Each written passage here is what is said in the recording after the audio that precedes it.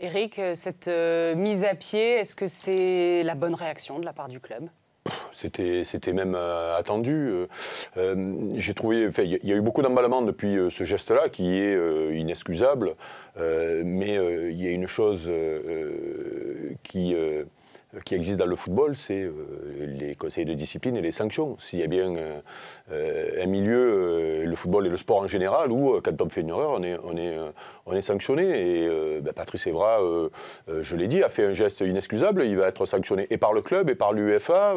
Le club même de Guimarães va sûrement être sanctionné parce que des supporters sont rentrés sur le terrain. Les supporters seront sûrement sanctionnés. Donc j'entends beaucoup de battages depuis jeudi soir pour... alors oui...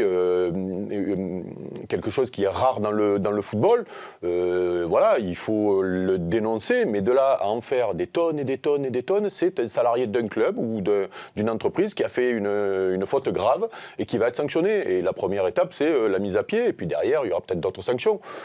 Moi, sur cette histoire-là, j'ai l'impression qu'on a assisté à un suicide sportif en direct, c'est tout. Et je suis en train de me demander si, pour les deux parties, c'est-à-dire le club et le joueur, la séparation n'est pas la meilleure solution, parce que c'était déjà difficile à vivre pour lui au quotidien depuis qu'il n'était plus titulaire et qu'il était pris à partie par les joueurs. Et pour le club, ça devenait une gestion difficile. Souvenons-nous quand même, Rudy Garcia ne le prenait pas à domicile et l'amenait qu'à l'extérieur. C'est parti par les supporters. C'est pas gérable.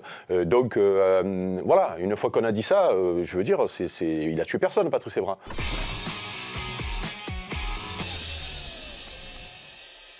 C'est vrai quand même que certains comportements d'Evra ne plaident pas en sa faveur. Oui, non, mais après on peut tout dire sur ce garçon en dehors du terrain, surtout ces derniers temps, il s'est créé un personnage qui peut-être l'a dépassé, voilà. Mais après, il ne faut pas oublier non plus la carrière de ce joueur-là. Moi, je reste persuadé que pour faire la carrière qu'il a faite, il faut être intelligent, voire très intelligent. Et c'est pour ça que je dis que le geste de jeudi soir est pas aussi, on l'a voulu le comparer au geste d'Eric Cantona. Eric Cantona, c'est un vrai coup de sang en étant expulsé, en sortant du terrain avec un supporter adverse qu'il a là. C'est pas pareil. Là, ben non, il se chauffe un premier coup avec les supporters. Il va les voir, il discute avec eux, ça pousse et puis il revient. Donc c'est pas voilà.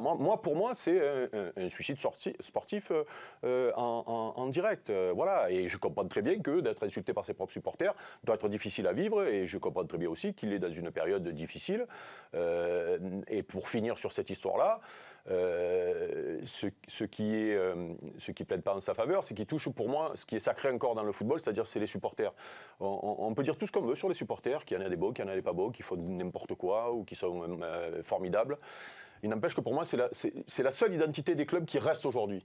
Il faut savoir que les clubs sont achetés du jour au lendemain par des gens qui viennent de l'étranger, qui ne connaissent même pas les clubs, avec des dirigeants qui ne sont pas de la ville en question et qui ne connaissent pas les clubs et qui sont capables peut-être même du jour au lendemain de prendre le club et de partir ailleurs. On a entendu, il y a 2 ans, à l'Olympique de Marseille, quand il y a eu le problème avec la location du stade Vélodrome, souvenons-nous quand même, le club voulait aller jouer à Montpellier. Ça veut dire que voilà, demain, un club, il achète là, il va jouer ailleurs. La seule chose qui reste dans un club, et je parle pour tous les clubs, c'est les supporters, parce que les mecs, ils sont là pendant 40 ans, les mecs, ils se saignent pour aller voir les matchs, et quand on vante l'Olympique de Marseille, notamment l'ambiance qu'il y a au stade Vélodrome, c'est par rapport aux supporters. Si les joueurs viennent à l'OM, aujourd'hui, parce qu'il n'y a pas de Coupe d'Europe, ou il y a la Ligue Europa, c'est parce que rentrer dans le stade Vélodrome en feu, c'est un bonheur donc ça, pour moi, c'est sacré. Alors après, qu'il y ait des ânes dans les supporters, et je crois que tout le monde est capable de le dire aussi, mais après, toucher ça, c'est toucher le dernier truc sacré dans un club, pour moi.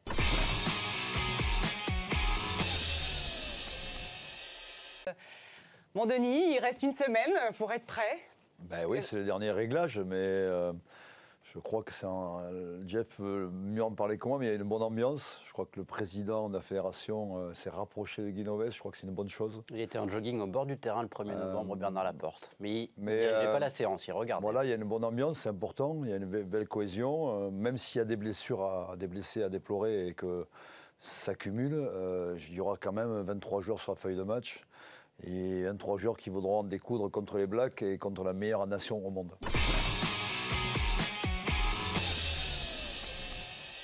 Ça serait naïf de penser que ce n'est pas politique. C'est que du lobby, on le sait. Ces candidatures-là, que ce soit en foot, en rugby, dans tous les sports, il y a un vrai lobby qui est mis en place. Mais Tu sais, quand tu veux tuer ton chien, tu dis qu'il a la rage. Voilà, donc aujourd'hui, Moi, je vais jamais tuer mon chien. on est allé chercher des prétextes là, voilà, parce que tout d'un coup, ils ont pris une direction qui n'est peut-être pas la bonne pour nous. Et j'espère que les présidents des fédérations vont être raisonnables et regarderont de près tout le vrai dossier qui est celui qu'on a présenté, qui est un excellent dossier.